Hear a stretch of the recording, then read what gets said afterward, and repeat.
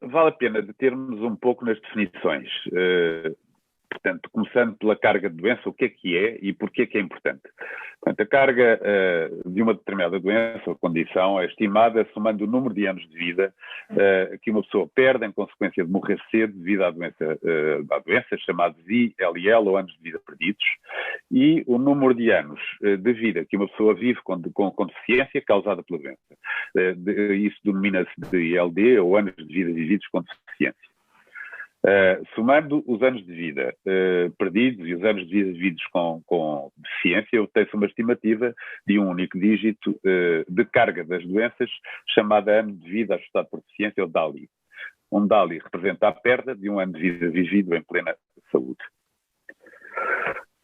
Observar a carga da doença usando DALYs pode revelar surpresas sobre a saúde de uma população. Por exemplo, o Global Burden of Disease Update 2004 sugere que as condições neuropsiquiátricas são causas mais importantes de deficiência em todas as regiões do mundo, sendo responsáveis por cerca de 33% de todos os anos vividos com deficiência, ou seja, ILD, entre adultos com 15 anos ou mais, mas, por outro lado, apenas de 2,2% das mortes.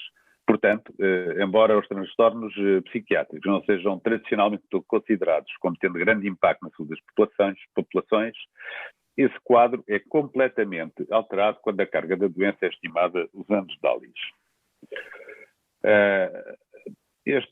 A evolução das doenças transmissíveis e não transmissíveis entre 1990 e 2010 e entre 2010 e 2019 é mostrado neste quadro. Os resultados dizem respeito a 3 grupos de causas. Aquilo que está aqui designado no quadro por CMNN, que são doenças transmissíveis, maternas, neonatais e nutricionais. Depois as do meio, que são as doenças NCDs, que são doenças não transmissíveis. E, finalmente, doenças traumáticas. A assistência ao desenvolvimento para a saúde aumentou significativamente até 2010, mas desde então estagnou. A parte dessa assistência alocada à agenda do Objetivo de Desenvolvimento do Milénio permaneceu constante. Mesmo com a agenda da Meta do Desenvolvimento Sustentável para a Saúde, depois de ter sido ampliada em 2015.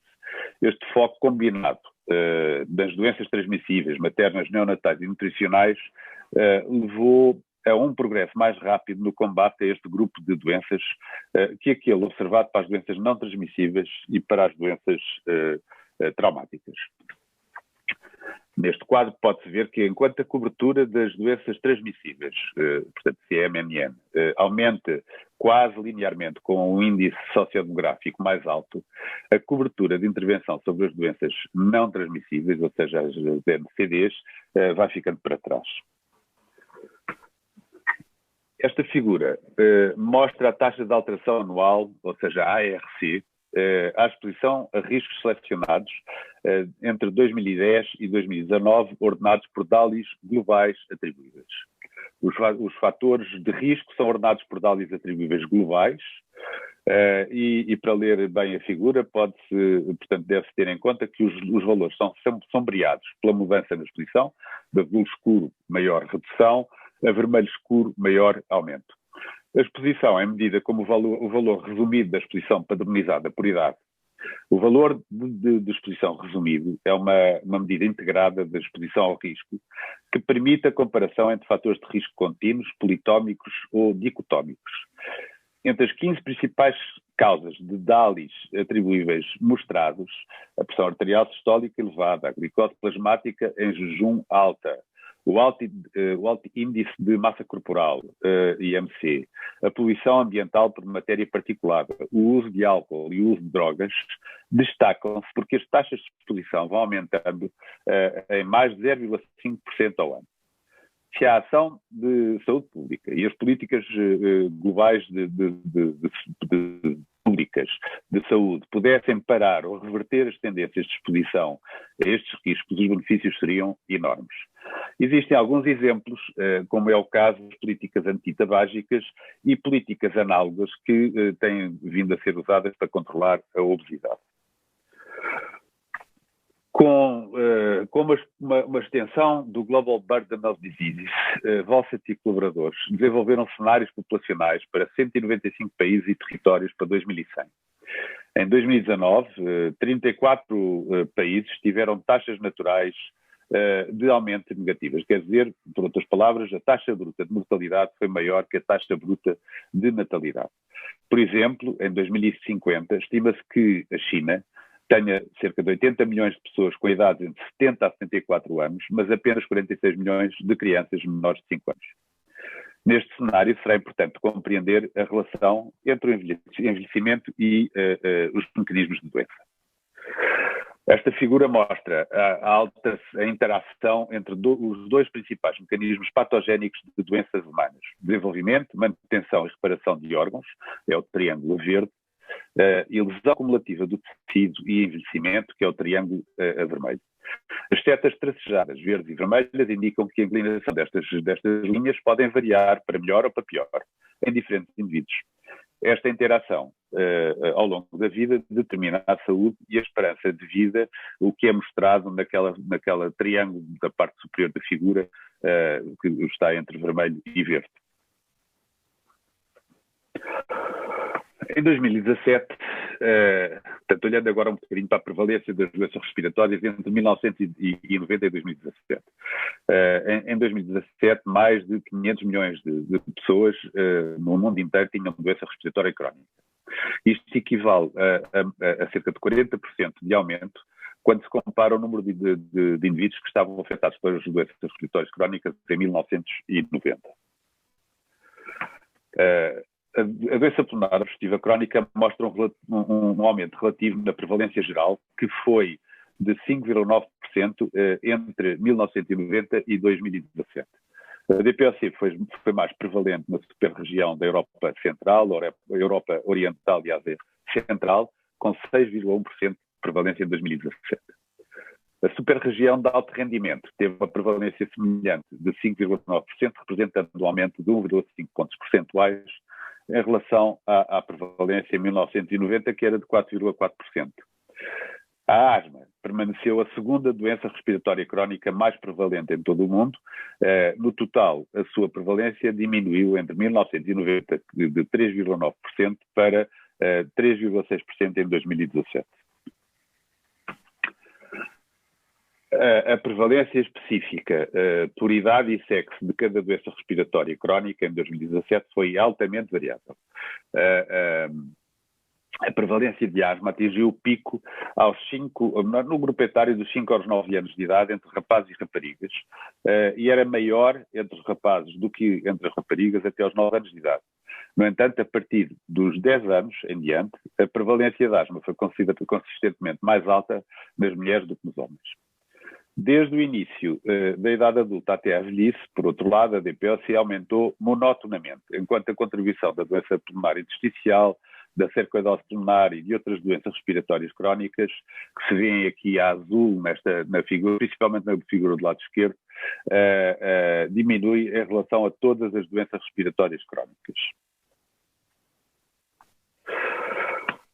Olhando agora para a mortalidade por doença respiratória no mesmo período, entre 1990 e 2017, houve quase 4 milhões de mortes devido a doenças respiratórias crónicas em 2017 em todo o mundo, um aumento de 18% desde 1990. Estas mortes, no total, foram responsáveis por 7% do total de mortes por todas as causas em todo o mundo, classificando as doenças respiratórias crónicas como a terceira principal causa de morte em 2017, a seguir às doenças cardiovasculares e às neoplasias. A DPOC foi a causa mais comum de mortes atribuíveis a doenças respiratórias crónicas, com 41,9% mortes por 100 mil indivíduos. Em todo o mundo, a asma foi a segunda causa de morte entre as doenças respiratórias crónicas. Esta figura, que tem assim um aspecto um pouco complexa, mas não é tão complexo como parece. Mostra que estudos epidemiológicos mostram que entre 20% e 40% todos os doentes com DPOC no mundo nunca foram fumadores. Embora o tabagismo continue a ser o principal fator de risco da DPOC, outras condições têm também que ser consideradas.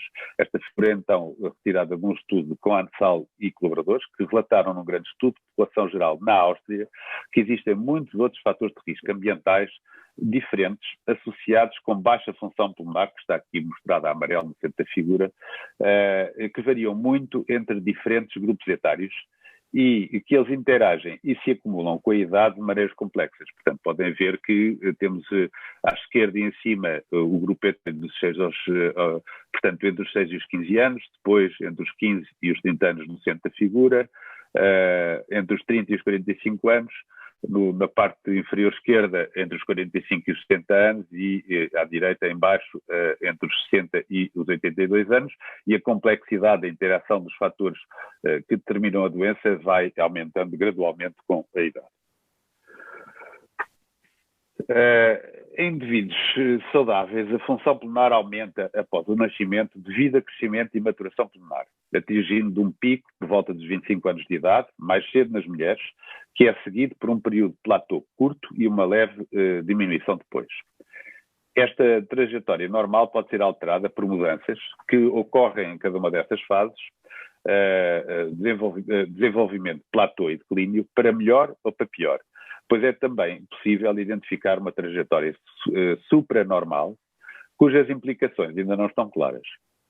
Compreender como a genética, o ambiente e o tempo de evolução levam a diferentes trajetórias na função pulmonar é um desafio colossal e uma grande oportunidade de investigação para a jovem geração de cientistas interessados não apenas na DPOC, mas na saúde pulmonar em geral. Estamos a terminar, portanto, e isto é importante porque a baixa função pulmonar no início da idade adulta não é apenas um fator de risco para a DPOC, mas também está associada a uma maior prevalência e cerca de uma década antes da incidência de doenças cardiovasculares e metabólicas e morte prematura.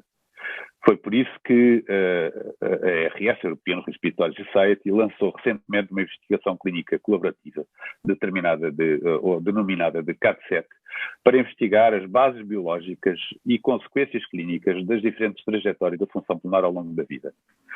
A velha visão de que a DPOC é uma doença única, causada pelo tabaco e caracterizada por uma taxa acelerada de declínio da função pulmonar, que ocorre principalmente em homens idosos, está desatualizada e incompleta. A evidência suporta um paradigma patogénico diferente que considera que a DPOC é uma doença poligénica com uma componente epigenética significativa, em que existem vários fatores de risco ambientais, incluindo o tabagismo, mas também muitos outros, que interagem e se acumulam ao longo da vida de maneiras complexas e, portanto, modelando o desenvolvimento, manutenção, reparação e envelhecimento de órgãos e, eventualmente, determinando uma gama de trajetórias da função pulmonar potenciais ao longo da vida. Estas últimas imagens foram retiradas de 2 editoriais, aliás, principalmente de um editorial de Alvaro Agusti, que é o coordenador do programa GOLD e que avalia as doenças respiratórias e que crónicas, e isto a propósito do Dia Mundial da DPOC, que foi antes de ontem, no dia 18 de novembro. Muito obrigado pela vossa atenção e vamos agora passar para o painel e para a mesa redonda.